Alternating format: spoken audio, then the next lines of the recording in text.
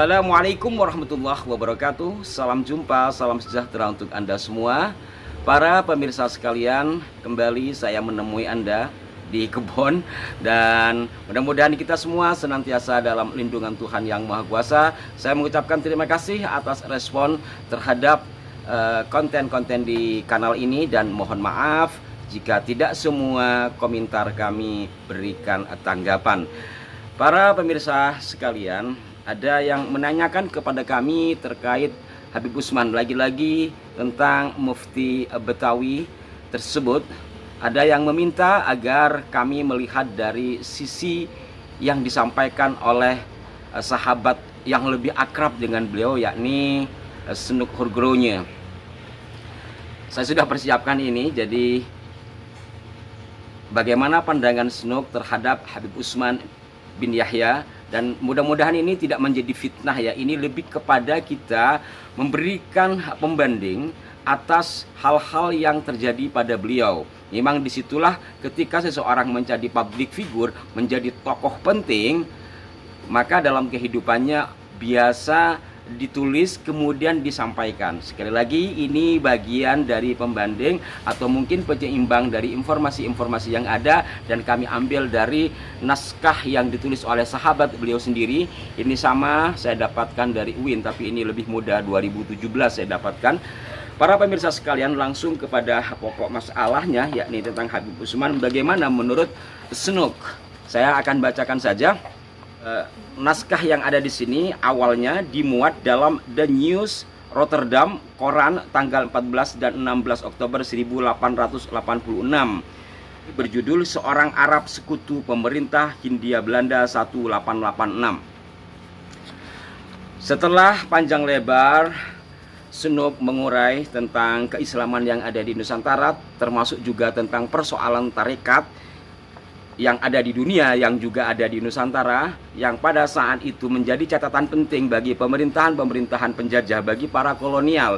Karena bukan hanya di Nusantara, di beberapa belahan dunia Islam juga ada gerakan yang oleh mereka disebut pemberontakan, oleh kelompok-kelompok sufistik, oleh kelompok-kelompok yang disebut oleh mereka sebagai penganut mistisisme.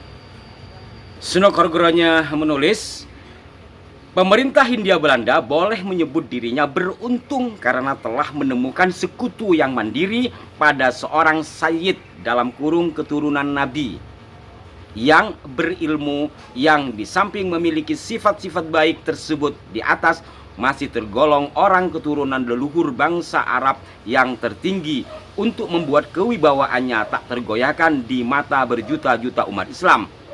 Tentang pemberantas pergerakan golongan Naqsyabandiyah yang ada di waktu ini, saya ingin meminta perhatian kalangan yang lebih luas. Ada titik poin di sini betapa Pak Senuk ini memuji keilmuan dan ketulusan dari seorang Habib Usman bin Yahya. Kemudian beliau menyebut Sayyid dalam kurung keturunan Nabi. Ini di luar konteks yang sekarang sedang menjadi diskursus ilmiah ya. Saya hanya membaca sesuai yang ditulis oleh Senuk Hurgronya. Kemudian yang ketiga, tentang pemberantas pergerakan golongan Naqsyabandiyah yang ada di waktu ini. Jadi pada masa penulisan buku ini berarti sedang terjadi pemberantasan terhadap penganut-penganut tarikah Naqsyabandiyah. Saya lanjutkan, Sayyid Usman Ibnu Yahya Al-Alawi yang menjadi terkenal di beberapa kalangan barat karena penerbitan peta buminya yang memuat sebuah peta besar dari tanah airnya Hadramaut. Peta ini pernah kami ulas dan dimuat dalam beberapa edisi yang lalu, dan peta ini juga yang dipakai oleh Vandenberg untuk menggambarkan kondisi Hadramaut dalam bukunya Le Hadramaut. Saya lanjutkan, yang memuat sebuah peta besar dari tanah airnya Hadramaut yang juga merupakan tanah air hampir semua orang Arab yang tinggal di Hindia Belanda. Berarti pada saat itu mayoritas orang Arab yang ada di Nusantara adalah dari Hadramaut menurut buku ini ya. Maksud utama penerbitan buku itu ialah memperluas pengertian yang lebih baik tentang keanehan adat istiadat. Mungkin keanehan ini istilah sekarang itu keunikan ya. Keunikan adat istiadat dan pekerjaan penduduk Arab Selatan yang telah mengirimkan kelebihan jumlah penduduknya ke negeri-negeri Islam lainnya sejak berabad-abad lampau. Ini informasi bahwa di Hadramaut kelebihan penduduk lalu dikirimkan, artinya karena kelebihan penduduk itulah terjadi migrasi ke berbagai negara Islam. Kurang lebih seperti itu yang dimaksud oleh Sunuk Horgronya dalam buku ini. Tetapi pena Sayyid yang terpelajar ini tidak hanya berjasa di bidang ilmu bumi. Di hadapan saya ada sejumlah besar buah tulisan Utsman bin Yahya, sebagian dalam bahasa Arab dan sebagian dalam bahasa Melayu, mengenai berbagai masalah. Hanya beberapa di antaranya adalah karya-karya ringkas tentang tata bahasa Arab, sebuah catatan kecil tentang ajaran agama, dan seterusnya. Saya lanjut kepada bagian ke bawah lagi. Seperti kebanyakan orang-orang Hadramaut, terutama para sayyidnya, dia berpegang teguh pada hukum agama. Jadi orang Hadramaut menurut Sunuk, terutama sayyidnya adalah orang yang teguh pada hukum agama, baik dalam soal ajaran maupun dalam penafsiran hukumnya. Pengetahuannya tentang dunia telah membuatnya dapat menerima adanya penjajahan bangsa-bangsa bukan Islam atas negeri seperti Jawa sebagai suatu keharusan dalam tanda petik. Juga dalam hal ini dia, sebagaimana terlebih dahulu sudah kita perhatikan, berpendirian tetap menurut teori. Jadi ia menghindari pembicaraan tentang persoalan yang dapat menyebabkan terjadinya bentrokan, dan jauh daripada menganjurkan dilakukannya perang suci, ia hanya mengusulkan diadakannya perjuangan suci terhadap nafsu-nafsu yang buruk. Sewaktu tinggal di Arab, saya telah mendengar dari banyak orang mengenai Sayyid Utsman secara pribadi, bahwa cara hidupnya adalah sesuai dengan isi tulisan-tulisannya. Artinya bahwa Al-Habib Utsman bin Yahya ini menurut Sunuk Horgronya adalah orang yang soleh dan menghindari pertumpahan darah dari disebabkannya pergolakan-pergolakan yang ada pada saat itu. Dan kehidupan beliau ini tidak pelin-pelan. Jadi apa yang beliau lakukan sama dengan apa yang beliau tuliskan. Kemudian ada yang perlu kita perhatikan bersama dan kita tafsiri dengan positif. Kalimat Sunuk Horgronya yang menggambarkan Habib Utsman dengan kalimat, pengetahuannya tentang dunia telah membuatnya dapat menerima adanya penjajahan bangsa-bangsa bukan Islam atas negeri seperti Jawa sebagai suatu keharusan dalam tanda petik.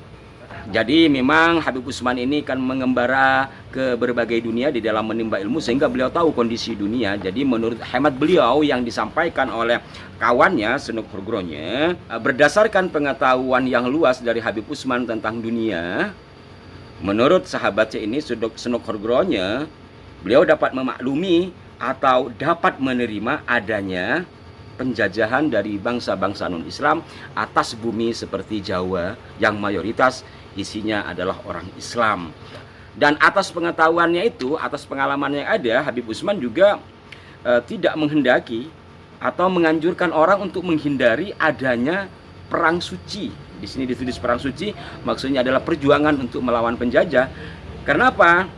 Ya karena pada akhirnya kalah juga.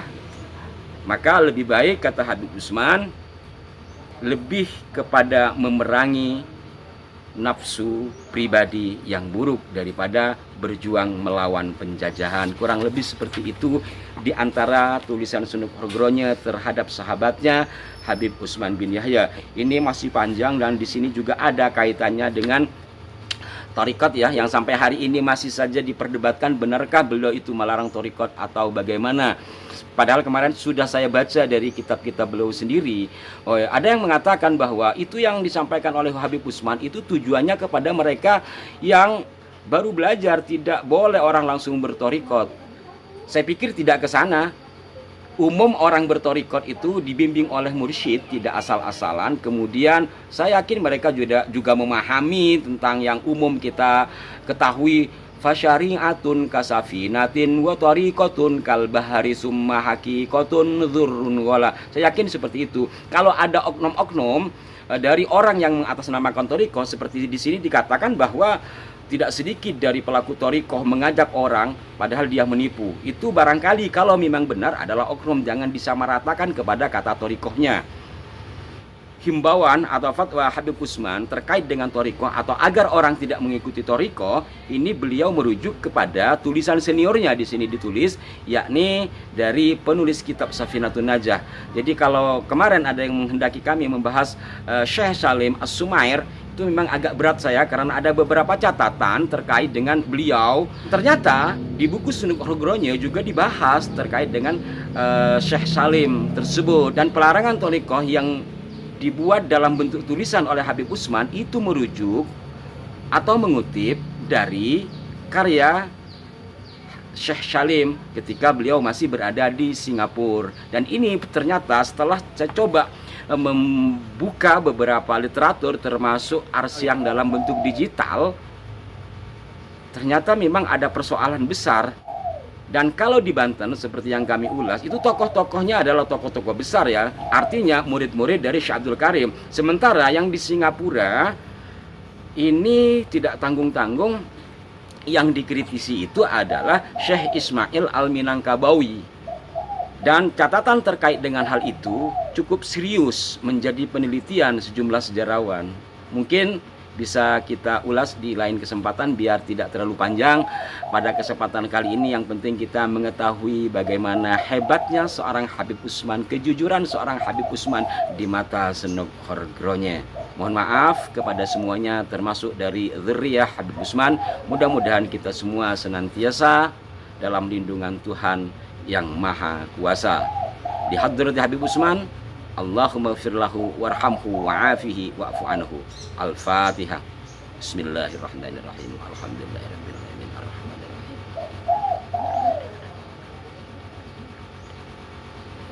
Sekali lagi terima kasih, sampai jumpa. Wassalamualaikum warahmatullahi wabarakatuh.